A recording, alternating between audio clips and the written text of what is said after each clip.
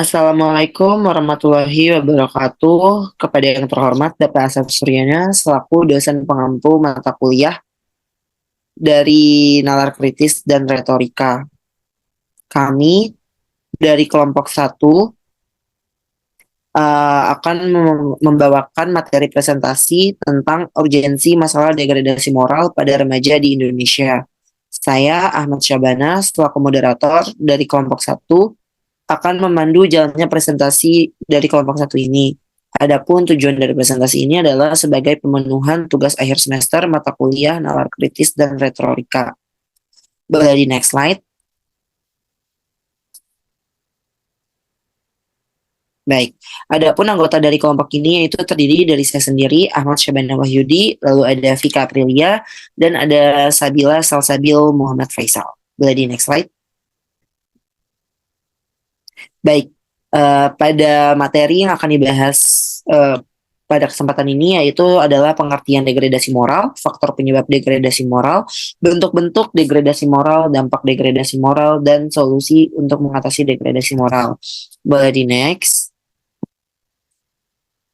Baik, pada era globalisasi di tengah-tengah Indonesia, tingkah laku masyarakat di negara ini sangatlah menyedihkan. Berbagai perilaku remaja yang melanggar nilai-nilai sosial, budaya, dan agama, misalnya seperti seks bebas, penyalahgunaan narkoba, tawuran, kelitih, dan lain-lain sebagainya. Fenomena ini tentu sangat mengkhawatirkan karena pundak suatu bangsa adalah remaja dan harapan itu akan memudar jika kondisi moral mengalami degradasi setiap tahunnya. Tentu, degradasi moral ini tidak hadir dengan sendirinya. Remaja mengalami pencarian jati diri yang kemungkinan besar bisa mengalami ketidaktentuan dan ketidakpastian sehingga banyak sekali godaan yang didapati dalam melaksanakan nilai-nilai sosial, budaya, dan agama. Buramnya moralitas di kalangan anak muda disebabkan oleh lingkungan sekitar yang kurang menunjang semacam banyaknya kriminalitas, kesenjangan sosial, dan lain-lain. Kemudian di tengah arus globalisasi, maka diperlukan pentingnya penguatan nilai-nilai dan kepribadian karena nilai-nilai tersebut mengalami degradasi, salah satunya adalah moral. Lalu pengertian degradasi menurut KBBI adalah suatu ataupun tindakan yang mengalami kemerosotan, penurunan ataupun kemunduran. Dan moral ini tuh berasal dari kata Latin mores yang artinya adalah tata cara dalam kehidupan, adat istiadat ataupun kebiasaan. Moral pada dasarnya merupakan rangkaian nilai tentang berbagai macam perilaku yang harus dipatuhi. Moral merupakan kaidah, norma, dan pranata yang mengatur perilaku individu dalam hubungannya dengan kelompok sosial dan masyarakat. Moral merupakan standar baik ataupun buruk yang ditentukan bagi individu dan nilai-nilai sosial budaya di mana individu sebagai anggota sosial. Kemudian untuk degradasi moral ini sering diartikan sebagai turunnya, merosotnya, ataupun rusaknya, serta hancurnya moral, tingkah laku, sikap yang ada pada diri remaja yang ada saat ini. Baik, boleh di next slide. Selanjutnya akan dilanjutkan oleh rekan saya kepada Bila, waktu dan layar dipersilahkan.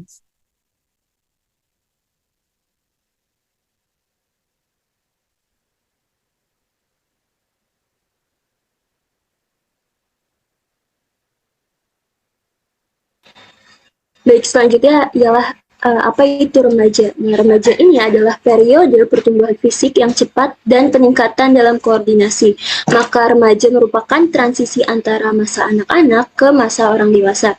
Nah, dalam fase remaja ini merupakan fase pencarian jati diri, tetapi sangatlah disayangkan apabila dalam proses pencarian jati diri dan menuju pribadi yang mandiri, para remaja sekarang ini terlibat dalam seks bebas, kekerasan, obat-obatan, menggunakan bahasa yang kasar, dan problem psikologis, dan lain-lain. Nah, tentu saja masalah kemerosotan moral ini pada remaja tidaklah datang begitu saja. Seperti yang sudah dijelaskan oleh rekan saya, pada masa transisi ini remaja mengalami ketidaktentuan dan ketidakpastian, serta banyak sekali mendapatkan godaan ataupun tarikan-tarikan untuk melakukan perbuatan yang tidak baik dan tidak jelas. Nah, para remaja memang dihadapkan pilihan untuk mengerjakan perbuatan yang mengarah kepada kebaikan atau melakukan perbuatan keburukan yang dapat menjerumuskannya.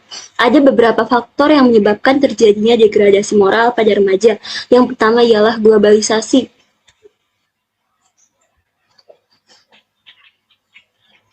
Nah, faktor utama yang mengakibatkan degradasi moral pada remaja adalah perkembangan globalisasi yang tidak seimbang. Virus globalisasi yang terus-menerus menggerogoti bangsa ini, yang sayangnya kita seakan tidak sadar nih, para remaja terus menuntut kemajuan di era global tanpa memandang lagi aspek kesantunan budaya yang sesuai negeri ini. Nah, ketidakseimbangan inilah yang pada akhirnya membuat moral semakin jatuh dan rusak. Globalisasi yang terus menuntut remaja untuk bermetaforsa kadang membawa banyak dampak baik, tetapi jangan salah, dampak buruk pun mengikuti di belakangnya. Coba sejenak kita amati foto-foto anak remaja tempo dulu. Kita nilai mereka dari aspek berpakaian. Sebagian besar mereka menggunakan pakaian dengan bahan yang tertutup. Memang ada satu dua yang memiliki bahan terbuka di era lalu, namun perbandingannya lebih banyak yang menggunakan pakaian yang tertutup. Sangat kontras dengan kenyataan di abad 20 ini. Kalau dulu yang berpakaian terbuka hanyalah para pelaku entertainer, namun sekarang tidak peduli entertainer ataupun bukan, semua kalangan mulai menggunakannya. Lalu yang kedua, pengaruh budaya asing. Masih melanjutkan era globalisasi, nah di era globalisasi ini membuat mudah keluar masuknya budaya asing yang menjadikan munculnya budaya-budaya baru dan menghapus budaya-budaya lama. Nah, merasuknya budaya-budaya asing dalam kehidupan suatu bangsa ini banyak sekali membawa perubahan. Walaupun dalam bidang ilmu pengetahuan dan teknologi, budaya asing membawa dampak positif. Namun dalam bidang namun dalam bidang pergaulan, budaya asing ini membawa dampak yang negatif, seperti masuknya budaya clubbing, minum-minuman keras, juga narkotika yang sekarang menjadi budaya baru di kota-kota besar. Namun tidak hanya anak-anak yang hidup di kota-kota besar saja yang mengalami tingkat degradasi moral, bahkan anak-anak yang tinggal di pedesaan yang mengenal adat istiadat pun ikut terpengaruh budaya asing. Bangsa kita ini yang sedari awal menjunjung tinggi nilai-nilai hidup ketimuran seperti budaya malu, perilaku sopan, santun, dan ramah, kian hari makin asing keberadaannya. Dewasa ini bisa kita lihat bagaimana nilai-nilai hidup barat sudah menjadi kiblat kita dalam hidup bermasyarakat. Gaya ataupun pola hidup barat tampaknya lebih disegani oleh generasi muda yang sebenarnya budaya ini ataupun pola hidup ini tidak sesuai dengan adat istiadat dan etika bangsa kita. Mereka menganggap lebih keren dan modern, baik itu gaya hidup maupun tingkah lakunya. Karena hal inilah timbul pergaulan bebas di kalangan remaja dan pada akhirnya mempengaruhi pola pikir serta tingkah laku generasi muda di era sekarang ini. Lalu yang ketiga, kurang tertanam nilai agama. Nah, keyakinan beragama yang didasarkan atas pengertian yang sungguh-sungguh dan sehat tentang agama yang dianutnya, kemudian diiringi dengan pelaksanaan ajaran-ajaran tersebut, merupakan benteng moral yang paling kokoh. Apabila keyakinan beragama itu betul-betul telah menjadi bagian integral dari kehidupan seseorang, maka keyakinan beragamanya itu betul-betul telah menjadi segala arahan ataupun yang mengawasi segala tindakan, perkataan, bahkan perasaan seseorang tersebut. Nah, jika terjadi tarikan-tarikan orang lain kepada sesuatu yang tampaknya menyenangkan dan menggembirakan, maka keimanannya akan bertindak meneliti apakah hal tersebut diperbolehkan ataupun dilarang oleh agamanya. Apabila termasuk hal yang terlarang, maka betapapun tarikan itu tidak akan diindahkannya, karena ia takut melaksanakan perbuatan yang terlarang dalam agamanya. Nah, namun di era sekarang ini banyak sekali remaja yang kurang mendapatkan pendidikan agama yang masif, sehingga nilai-nilai dalam agama tidak dapat dipraktekkan dengan baik dalam kehidupan sehari-hari. Lalu yang keempat ialah pendidikan moral yang tidak terlaksana dengan semestinya, baik di rumah, sekolah, maupun masyarakat. Nah, pembinaan moral ini seharusnya dilaksanakan sejak kecil, sesuai kemampuan dan umurnya. Karena setiap anak yang lahir belum mengerti mana yang benar dan mana yang salah, dan belum tahu batas-batas dan juga ketentuan moral yang berlaku dalam lingkungannya. Sehingga tanpa dibiasakan menanamkan sifat yang baik pada pertumbuhan moral, anak-anak akan dibesarkan tanpa mengenal moral itu sendiri. Disinilah peranan orang tua, guru, dan juga lingkungan yang sangat penting. Jika si anak dibesarkan oleh orang tua yang tidak bermoral atau tidak mengerti cara mendidik, ditambah pula dengan lingkungan masyarakat yang goncang dan kurang mengindahkan moral pula, maka sudah tentu hasil yang akan terjadi tidak menggembirakan dari segi moral. Lalu yang kelima,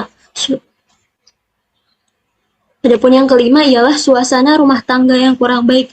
Nah, faktor yang terlihat pula dalam masyarakat sekarang ini ialah kerukunan hidup dalam rumah tangga kurang terjamin, tidak tampak adanya saling pengertian, saling mencintai, saling menghargai di antara suami istri. Nah, tidak rukunnya di antara suami istri ini menyebabkan gelisahnya anak-anak mereka. Mereka menjadi takut, cemas, dan tidak tahan berada di tengah-tengah orang tua yang tidak rukun. Maka anak-anak yang sedang gelisah dan cemas itu mudah terdorong kepada perbuatan-perbuatan yang merupakan ungkapan dari rasa hatinya. Nah, biasanya ungkapan ini mengganggu ketentraman orang lain.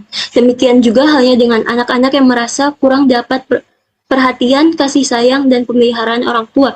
Mereka akan mencari kepuasan di luar rumah. Lalu yang keenam ialah banyaknya konten yang tidak mengindahkan dasar-dasar dan tuntunan moral. Nah, suatu hal yang belakangan ini kurang menjadi perhatian kita adalah ada banyaknya tulisan-tulisan, bacaan-bacaan, lukisan, siaran, kesenian, dan permainan yang seolah-olah mendorong anak-anak muda untuk mengikuti. Segi-segi moral dan mental kurang mendapat perhatian.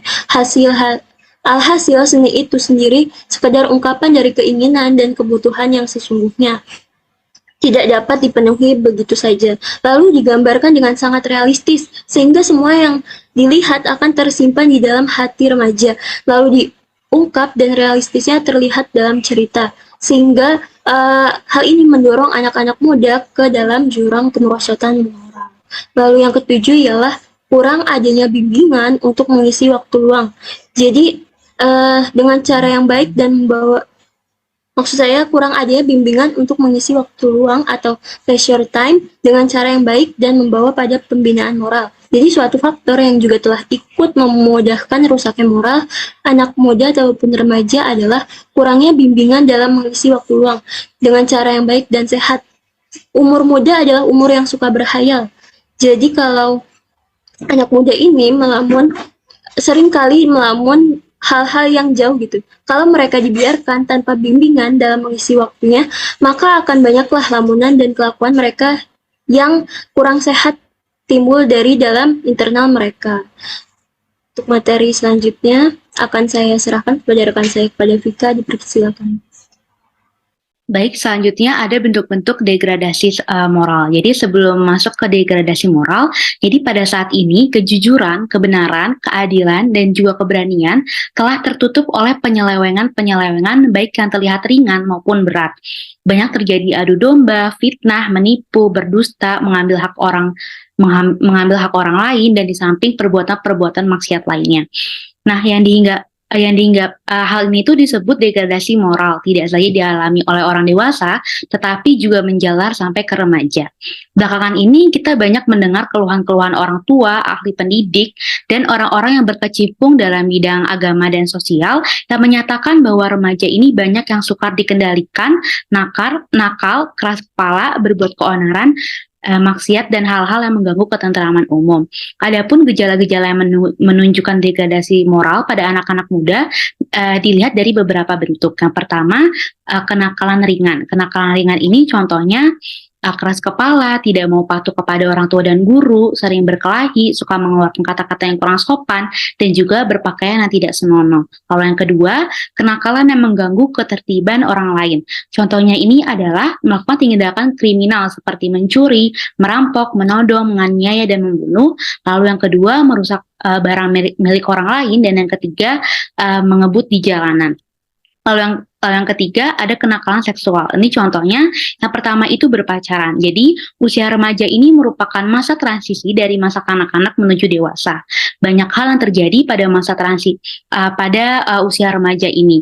Jadi satu proses masa yang semua anak manusia telah sedang dan akan terjadi dalam sebuah proses tumbuh kembang ini dinamakan remaja. Jadi dunia remaja ini memang unik. Jadi sejuta peristiwa terjadi dan sering diciptakan dengan ide-ide cemerlang dan juga positif. Namun tidak sedikit juga terdapat hal-hal negatif yang terjadi. Salah satunya adalah pacaran yang digemari hampir seluruh remaja. Walaupun tidak semua remaja juga gemar melakukannya. Memang tidak dapat dipungkiri bila remaja ini merupakan fenomena tersendiri bila pacaran ini merupakan fenomena tersendiri di kalangan remaja.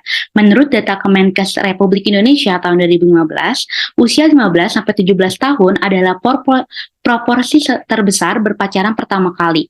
Sekitar 33,3% remaja perempuan dan 34,5% remaja laki-laki berusia 15-19 tahun telah berpacaran saat usia mereka di bawah 15 tahun. Nah, perilaku berpacaran yang dilakukan oleh remaja ini seperti 92% remaja berpegangan tangan, 82% berciuman, 63% perabaan petting, dan perilaku tersebut memicu remaja melakukan hubungan seksual di luar nikah. Nah, tak dapat dipungkiri bahwa gaya berpacaran remaja saat ini cenderung tidak sehat dan dapat mengakibatkan meningkatnya seks di luar nikah di kalangan remaja. Lalu selanjutnya ada seks bebas. Jadi, seks pranikah pada remaja ini telah menjadi masalah di seluruh dunia. Hal ini dapat dilihat dari perilaku seksual remaja yang membahayakan. Adapun salah satu faktor penyebab hubungan seks pranikah itu adalah perilaku berpacarannya pada masa remaja. Berdasarkan survei dari Komisi Perlindungan Anak Indonesia atau KPAI dan Kementerian Kesehatan Republik Indonesia pada tahun 2017 menunjukkan data sebesar 62,7% remaja di Indonesia sudah melakukan hubungan seks bebas dan 21% dari remaja yang hamil di luar nikah tersebut pernah melakukan aborsi. Nah, secara umum remaja laki-laki lebih banyak yang menyatakan pernah melakukan hubungan seks dibandingkan perempuan. Perilaku seks bebas ini akan berdampak pada tingginya angka kelahiran dan bayi terlantar. Hal ini diakibatkan para remaja tersebut tidak menerima dan tidak mau merawat bayi tersebut dan memilih membuang bayi tersebut ke jalanan. Berdasarkan data Indonesia Police Watch atau IPW atau IPW, sepanjang Januari 2018, bayi yang dibuang di Indonesia itu ada sebanyak 54 bayi. Angka ini mengalami kenaikan 2 kali lipat jika dibandingkan dalam periode yang sama pada Januari 2017. Angka pembuangan bayi di Indonesia ini tergolong tinggi dalam sejarah, yakni ada 179 bayi yang dibuang di jalanan, 79 tewas, 10 masih dalam bentuk janin, dan 89 berhasil diselamatkan. Boleh di next slide-nya.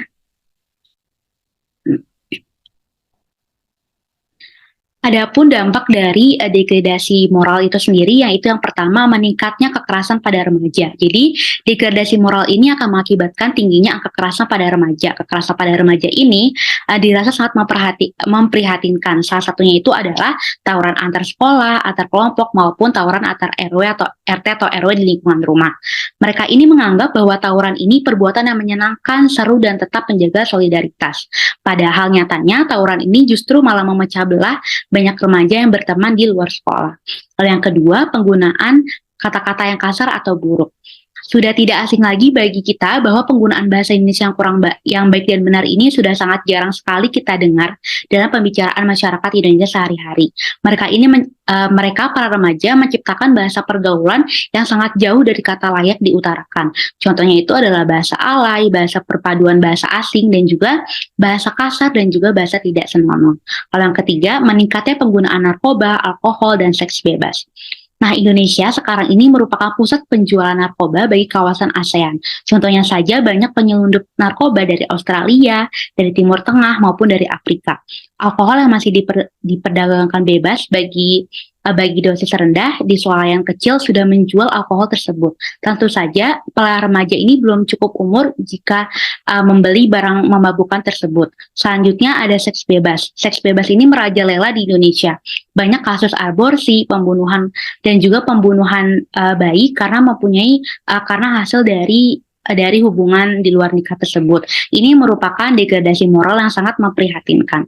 Lalu yang keempat, kaburnya batasan moral baik dan buruk.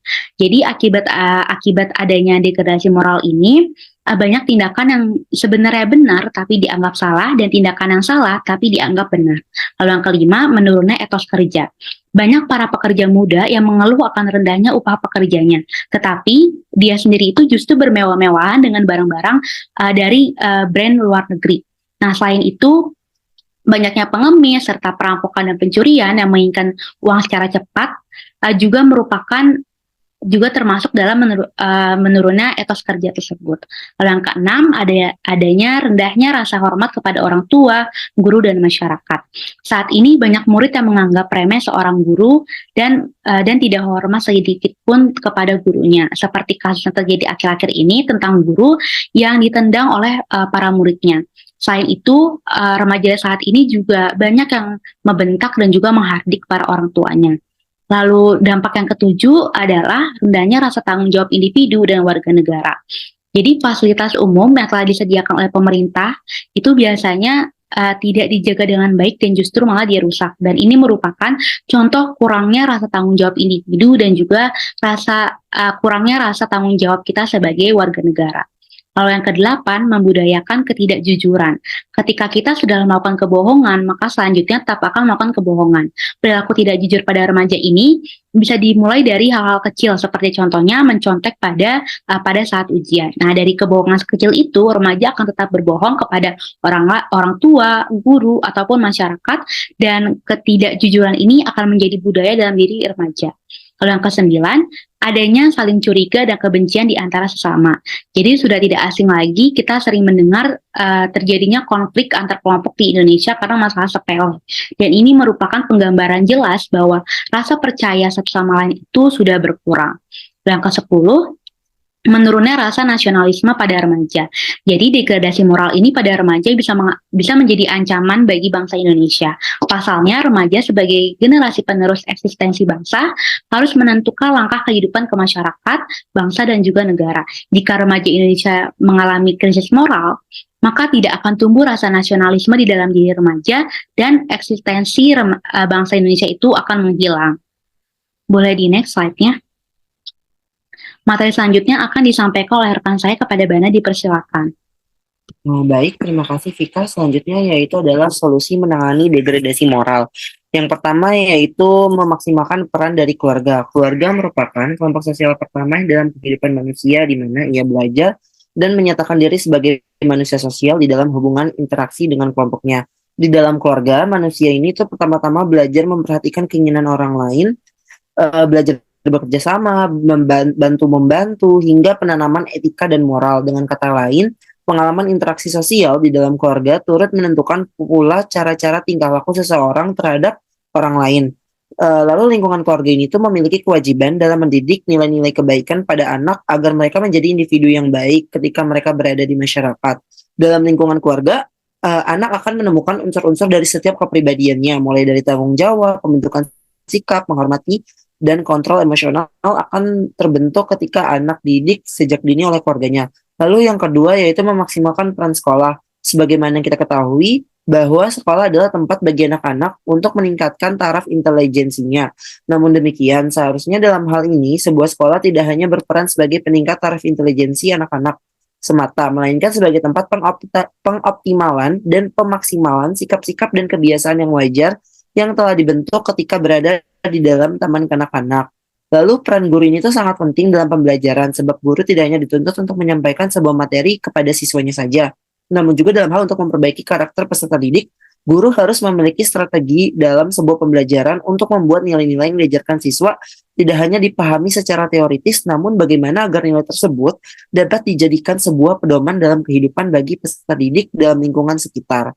Baik, lalu yang ketiga ini yaitu pendidikan karakter. Pendidikan karakter adalah sebuah usaha mendidik anak-anak agar dapat mengambil keputusan dengan bijak dan mempraktekannya dalam kehidupan sehari-hari sehingga mereka dapat memberikan kontribusi yang positif dalam lingkungan.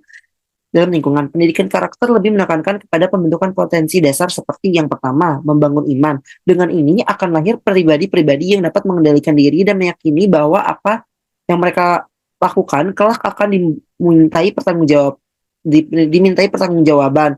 Lalu yang kedua yaitu memupuk akhlak. Dengan memupuk akhlak yang baik akan membuahkan insan-insan yang berbudi mulia.